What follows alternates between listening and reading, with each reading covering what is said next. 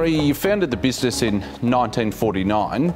Fast forward to today, how has the business changed over the course of that 60 years? Well, we started as an apprentice. I done a 5-year apprenticeship, and then I done also, in that period, I done a building construction course and also done a staircase course.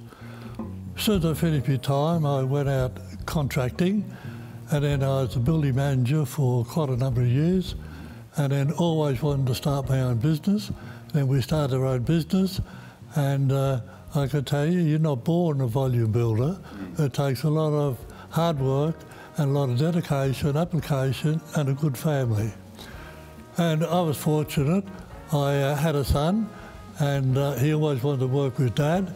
So when he turned 15, I had half a dozen carpenters working for me full time, and we were building houses, but I went back into tools to teach my son how to work and the trade. I had 3 good carpenters, but they weren't very good workers. So I had good workers, but they were ordinary tradesmen. So I went back and taught him the way I wanted him to grow up as a tradesman. And I was training a supervisor down the track, and then years later he came out of his time, and then we made him the supervisor.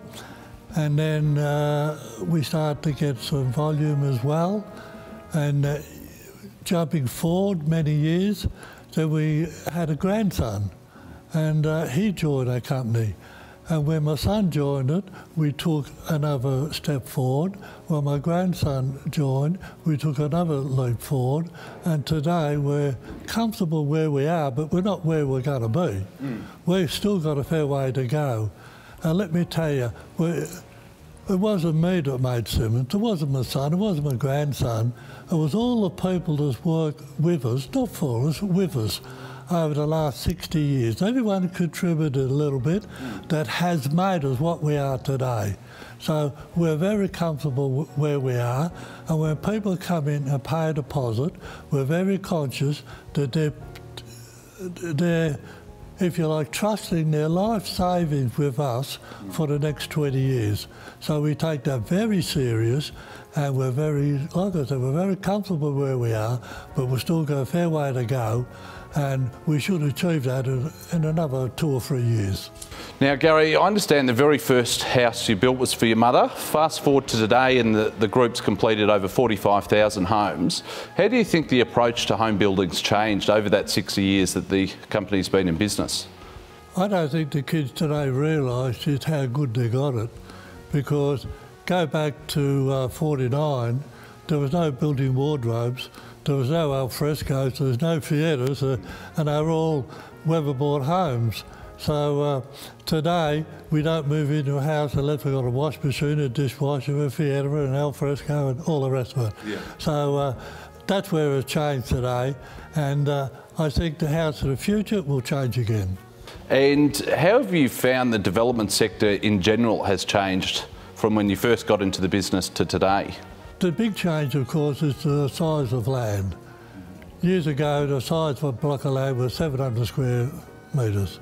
Today, it's around about, if you've got a 400 metre block, you've got a big block. Yeah. And they go down to 100, 150 sort of thing. So that's the big change in land. And of course, land is so expensive, the bigger you go, the more expensive it costs. And turning to yourself, Mark, tell us about your journey in joining the family business, and was that always your plan growing up? Dad had been taking me to work since I was a baby, and even in a bassinet, so that's how long I've been going to work with Dad. And I suppose what the best thing about that is, apart from my Dad being my father, we're always best mates. Wherever we went, anywhere, anything that we did, of the journey of growing up from a child right through to starting work, we're always together doing certain things. And you know, once we started, that very important thing what Dad said before, first thing that he did is taught me how to work. If you can work, you can do anything. It's just the initial thing today of knowing how to work. Now, I think that's probably some of the problems that they've got with kids who have done their university degrees, so forth and so forth. If you got the aspect of work, and with the education, you can be anything. But back when we were, go back so many years ago, it wasn't a hell of a big thing to go to uni, but to today, it's a must. Yeah. And what aspects of the business have you been involved in over your time? And I guess what's your role today as well? Yeah, look, I started from the grassroots. Apprentice carpenter, worked our way through as apprentice carpenter. Dad and myself worked together doing the frames and so forth. Dad built a couple of display homes there. We used to sit in them Saturdays and Sundays. We used to sell them on the weekend. Dad was in the office, I was outside. Dad ran the office, I ran outside. Between the two of us again, we were the perfect mates, couples, father, son, whatever you want to call it. But we gave it our absolute utmost. And as time went on, we couldn't sit in all our displays, of course, because we built another set of displays. So we brought some agents on. When we brought the agents on, again, we spent more time in building more display homes. Building more display homes meant more work, employed more supervisors. We used to run the supervisor, a very experienced supervisor that joined us many years ago that taught me a lot too of volume housing. And that's that stage we were getting into volume housing. And I suppose we always had a bit of a flair of our houses being different. So it's the smarts of building a volume house, but with top quality, and the smarts as in value for money. Not because they were a cheaper product in any shape or form, but the smarts were involved as when we used to design houses, we used to design with 300 centres. 300 centres is because we bought timber in 300 multiples. Even today, it's 3 metres, 3.3, 3.9, 4.2. So no matter what you buy, in the economies of scale, with materials, timber, plaster, you name it, it all comes back to those 300 multiples. So our houses were very efficient. And that's how come, I suppose, we virtually hit the market at the right time, and they were priced well, and we had a flair on design. We are Australia's most awarded builder out there, so we used to win all the awards because our houses had that element of difference and flair about them. And Rhett, as the youngest of the three, tell us about how you got involved in the business, what your role is today. Yeah, so look, growing up, it was sort of, it was in me. You know, wanting to work with my father and grandfather, that's all I ever wanted to do. And I think it's sort of, you know, we saw that from, you know, my father wanting to join his father at work and me wanting to join my father and grandfather at work. So for me, it was just, it was nothing that I really thought about. It's just what we did. It's just what we do. So we're a family business, and it's just a natural thing. So I went through the period of finishing high school, went and I spent 6 months out on the tools with some frame carpenters, just learning a little bit about the trade. But then started university and did a 3-year degree in commerce. But at the same time, spending 6 months in each different department throughout the organisation, going through every department from cost accounting right the way through to supervision, through to you know, sales and marketing. So went right through the organisation. And then landed in you know, probably my first real job in the organisation, which was the sale and the running of our real estate division. So did that for a couple of years, and then we ultimately, I guess from a younger person's perspective, it was time to sort of just take a bit of a step back and have a look at what the industry was doing and how it was progressing. And to have the experience and knowledge of both my father and grandfather beside me was unbelievable. And then from there, it was really about taking a look at the, I guess, the sector and how it had developed over so many years. And we're finding that it was being sold the same way. And that's when we really made a move as an organisation into looking into other sales channels and how else can we grow and develop the business, as opposed to just focusing on that retail display home style selling. And that's when we progressed into what we call wholesale or the investor market. So we made good inroads into that space, and it's a space that is still being heavily utilised today in our business, but also in a lot of other volume housing businesses as well. So we certainly identified that opportunity, and it's a big part of the market. And tell us about your day-to-day role in the business at the moment. Yeah, so got a couple of hats at the moment. So operate in our family office, which is, I guess, our overarching entity, which holds our investment across several different investments, most of them property focused, and then also operationally day to day in the Simonds Homes business. So yeah, that's jumped in there with our current CEO, Kelvin Ryan. So he's there day to day. So we've jumped in to give him a bit of a hand with what he does operationally, and that's been great too. So yeah, really enjoying that. So there's plenty going on. And open to any of you guys, what are your thoughts on the current housing market at the moment, and do you think enough's being done to open up supply? Look, we made a comment 8 months ago. Come Christmas time, everything will be back to normal.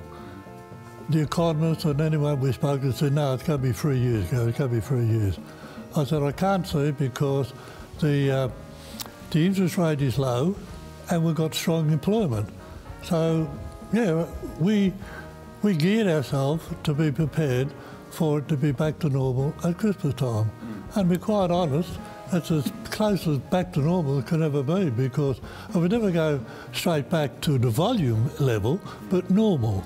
And we are very normal at the minute, and what we're putting in place at this very moment, we expect to escalate and expect this year, I'm making a big statement, I think this year will be a big year. And that's 100% right. You know what I mean? It is, the business is there. It's whether you've got the right product out there to meet all markets. On our family office, we've got the prestige range. The prestige range, we've got 4 or 5 of this particular houses you see here, selling for around $15 million. We've got one in Hopetoun, which is 20 plus. We've got another one in Bel Air, which is 13. Another one in Balfour, which is about the same money. Now, that's how confident we are within the market of investing all of this into the prestige range around Toorak area. Yep. That's one arm that we do have. Like Rhett was saying, the family office, that's another division that we've got. In the volume housing, again, no different than what that said. It's, the jobs are out there, the work's there. And what led to sort of exploring the Simonds Prestige brand, or what led to that opportunity? Well, we always had a flair for upmarket housing. Our separate divisions that we have within the Simonds Homes range, we're always the first ones with everything. We're the first ones on butlers' pantries, the first one on swim pools with sand in them. We used to build our display homes like resorts.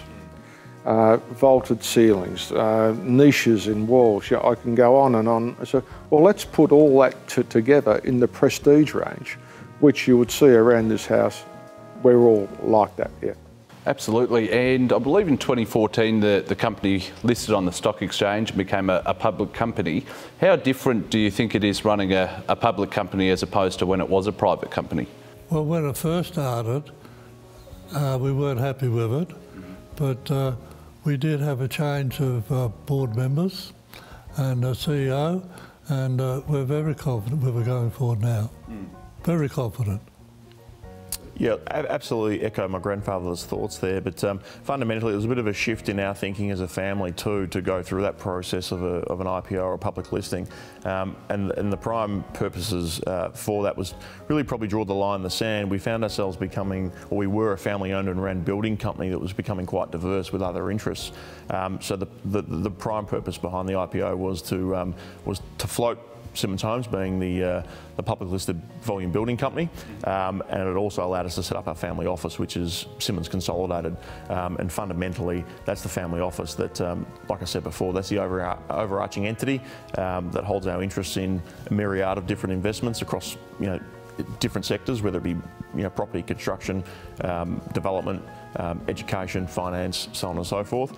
Yeah, so that's the process we went through. As my grandfather touched on, from a Simonds Homes perspective, it probably wasn't ultimately by design at the beginning, but we had a few hiccups, but we've overcome them, and onwards and upwards. And what positives do you think have come from being a public company?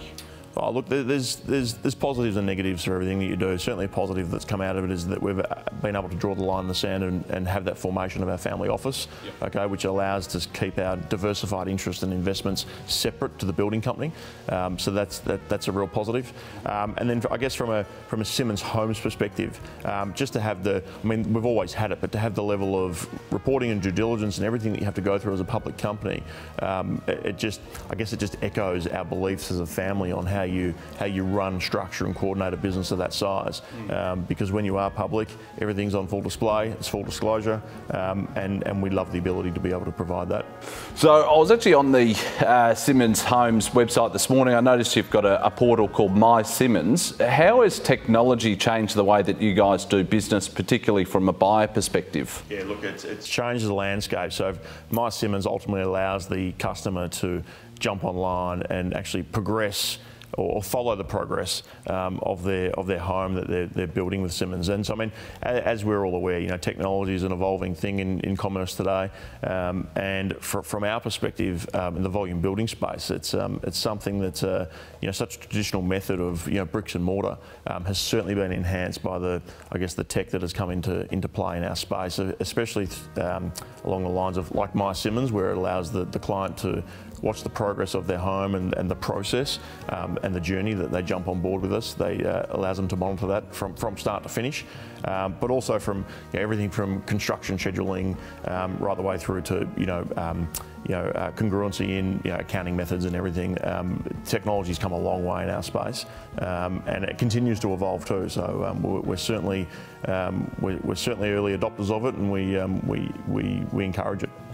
And when you're working with buyers, do you find that they're a lot more discerning now than they were, say, a decade or 2 decades ago? Oh, absolutely. But see, this is where Rhett was just talking about then, about the My Simonds. Again, we were first with that. So we like to stay ahead of the pack. We like to keep on reinventing ourselves of what's new, what is the client looking for, and we'd like to think that we can keep in front there. And not get complacent with some of the things that everyday life's about. So we'd like to stay in front. And just to add to that though, to the question, tech has certainly allowed the customer, a much broader education process when they come to look into purchasing a home or paying a deposit on a home.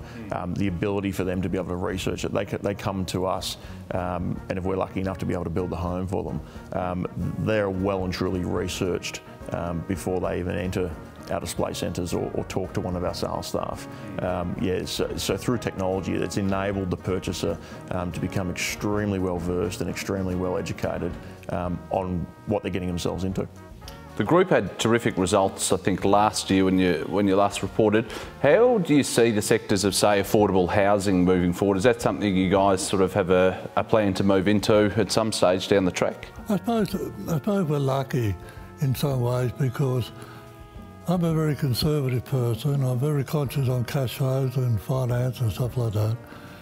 Whereas my son, he's brilliant at the decking out of displays and make them look better than anyone else's displays. So he's very good at that. And then Red comes in with the latest technology on computers and the systems that are available to owners today. So we have it covered in some ways going forward. So, yeah, like I said before, we're very confident going forward with what we've got planned for next year, or this year now, yeah. So with the whole housing affordability piece too, I mean, it's a major issue facing all Australians, all young Australians that are trying to get into houses. So back to your question, as a family, we absolutely believe in the process of making it easier for young Australians to get into homes, and it's something that my grandfather has touched on and almost built the business around. Is he uses the expression to put kids into homes, and that's fundamentally it's a real issue at the moment based on where housing affordability sits on a national scale. And also, Red, with that, we're saying that. Don't lose sight of the fact what Dad said earlier on. Our clients are trusting us with their life savings, which we don't take lightly. That is absolutely huge, that someone would give us their life savings and we invest that for them and we give them a home. That's what's important to us, is putting young Australians. The other thing is, we recognise, when I was an apprentice, I was finished my time at 19. I started at 14, 5 years, I was out of my time. Punchy started at 15, he was out of his time at 19 because it became a 4-year apprenticeship. We had an opportunity to save a deposit by, we were 23, 24. The kids today go to uni or school until they're 20, 22 in some cases. They've got no chance of saving a deposit today until they're probably 30 years of age or more. So we were desperately looking for something to get these kids into a house. They're educated, they're qualified to get a good job with good money. They could afford and service a loan, but they had no deposit. Yeah. So this is where we went out and got that low deposit for them. Moving into the housing industry itself, what do you think are the challenges at the moment? Obviously there's been a lot of other home builders that have gone under. What do you think are the big challenges, and I guess how has Simonds Homes managed to last for so long? Well, I suppose it's like anything, it's common sense, to be quite honest, and common sense, what Dad just said before, understanding cash flows, understanding fashion within housing. So in doing your homework of really realising what people really want out there. So it's pretty simple, to be quite honest. It's just understanding your business. Look, we don't know anything else apart from building. What do we do? Much as we're a diversified family with different businesses we have. But if you ask Dad or myself, what do we do? We're builders, and we're carpenters. So we know how to build houses. I was going to ask yourself, Rhett, what do you think? I mean, the business is operating in multiple states right across Australia. Are the fundamentals the same in all of the states that you move into or that you're working in, or are there some subtle differences in? Yeah, operationally, the fundamentals are pretty much the same. Where it differs, and this is where Dad has a tremendous influence throughout the organisation, is around look, style, and feel. I mean, each one, they're in different geographical locations, they've got different climates, they've got different requirements. So based on that, yeah, you do have to be conscious of the different markets. Is it huge? No, I mean, it's not black and white, but there are subtle differences that absolutely have to be accommodated, because you can't take a Victorian product and park it up on the Gold Coast because it's just not going to work. So that's so it's certainly a factor that we're always taking into consideration, especially under the design and the design process phase. And have you found being able to absorb the rise in construction costs? How do you sort of factor that into the business? Again, we get back, like I said earlier on, about the smarts. We try and absorb most of it there, just getting smarter with the way that we build houses. To be honest, the young kids can only borrow so much. They've only got an amount. The amount is always the amount. Now it's up to us to get smarter how we meet that amount with quality and fashion and different things like that. We're just getting smarter, and different products that we use too. And have the materials changed as well, or the process of house building? Absolutely. Materials are changing every day. Every day they're changing, and no matter which sector of the house, everything has changed. I guess one final question for each of you. Where do you see the future of the company in the medium to long term, starting with yourself, Gary?